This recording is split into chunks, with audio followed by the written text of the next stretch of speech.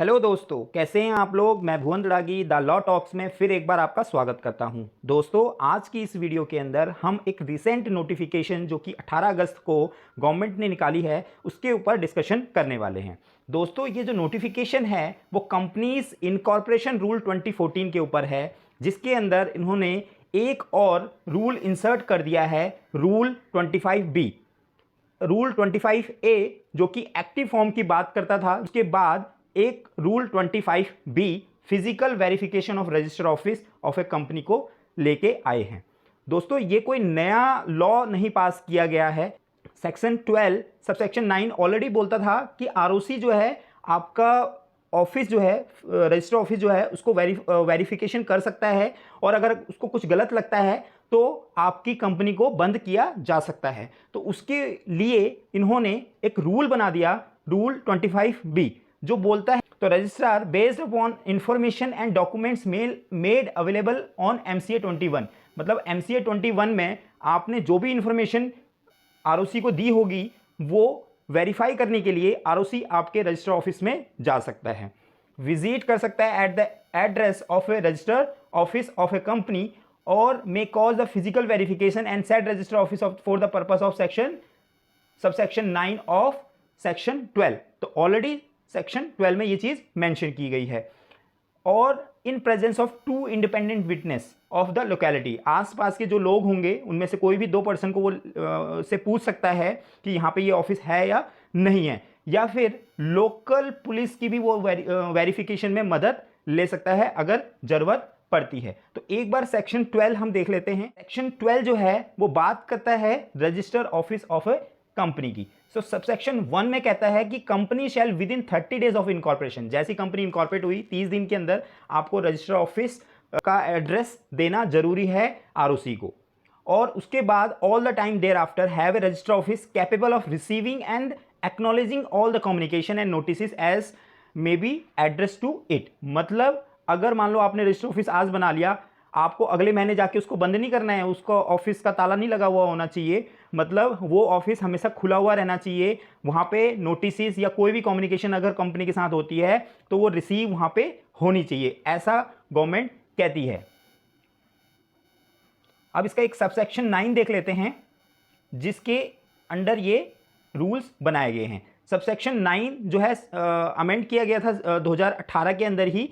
If the registrar has reasonable cause to believe that the company is not carrying any business or operation, he may cause a physical verification of the register office। मतलब same चीज already पहले 2018 में ही इन्होंने amendment के through लेके आ गए थे, लेकिन अब उसका इन्होंने रूल्स बनाया है।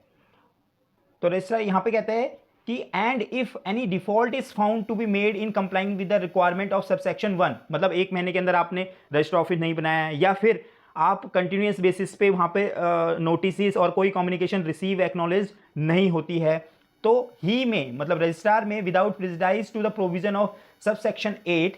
सबसेक्शन 8 क्या कहता है? सबसेक्शन 8 कहता है कि any default is made in compliance with the requirement of this section. अगर इस सेक्शन का हम सेक्शन 12 का अगर कंप्लाई नहीं करते हैं तो कंपनी और एवरी ऑफिसर इन डिफॉल्ट, तो कंपनी सेक्रेटरीज भी आप देख लीजिए, ऑफिसर इन डिफॉल्ट और कंपनी को shall be liable to penalty of 1000 rupees for every day during which the default continues but not exceeding 1 lakh rupees। ठीक है, 1 लाख रुपए तक की आपकी पेनल्टी लग सकती है। तो without prejudice to the provision of subsection 8 initiate action for removal of the name of the company from the registrar of companies. Section 248 के अंदर वो आपकी कंपनी का नाम को रिमूव कर सकता है इस अमेंडमेंट के अंदर। और क्या कहता है? The registrar shall carry a document as filed on MCA 21, मतलब जो रजिस्ट्रार है वो डॉक्यूमेंट लेके जाएगा जो आपने फाइल किए होंगे MCA 21 पर। रजिस्टर ऑफिस बनाया होगा तो आपने बिजली का बिल लगाया होगा या फिर रेंट एग्रीमेंट लगाया होगा, कुछ भी जो भी आपने डॉक्यूमेंट फाइल किया होगा वो लेके जाएंगे और उसी डॉक्यूमेंट से वो वेरीफाई करेंगे। ठीक है, और रजिस्टर ऑफिस जो भी होगा उसका फोटोग्राफ भी वो लेंगे, फिजिकल वेरिफिकेशन हुई है नहीं हुई है इससे पता चलेगा।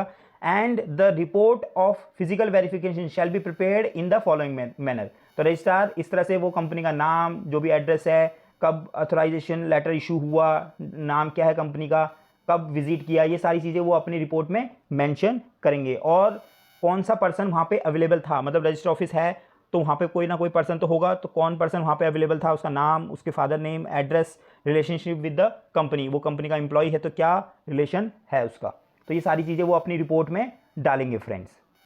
उसके बाद ये कहते हैं अमेंडमेंट कि where the register office of a company is found to not capable of receiving and acknowledging all the communication and notices, the registrar shall send the notice to the company, all the directors of the company, intention to remove the name of the company। मतलब अगर ROC को लगता है कि भाई ये company का जो रजिस्टर ऑफिस है यहाँ पे आप ना तो कोई कम्युनिकेशन कर सकते हैं ना नोटिस दे सकते हैं, तो वो कंपनी को नोटिस देगा और कंपनी को कहेगा कि भाई आप अपनी रिप्रेजेंटेशन दे दो with in a time, 30 days के टाइम में आप दे दो, और उसके बाद वो अगर रिप्रेजेंटेशन उसको सही नहीं लगती है तो वो इनिशिएट कर सकता है अंडर सेक्शन 248 के अंदर, कंपनी को बंद करने का उसके पास अधिकार है। सेक्शन 248 को भी एक बार देख लेते हैं। तो सेक्शन 248 कहता है power of registrar to remove the name of the company from the register of the companies, मतलब कंपनी का नाम वो रिमूव कर सकता है, उसके पास पावर रहती है फ्रेंड। तो इसका सबसेक्शन 1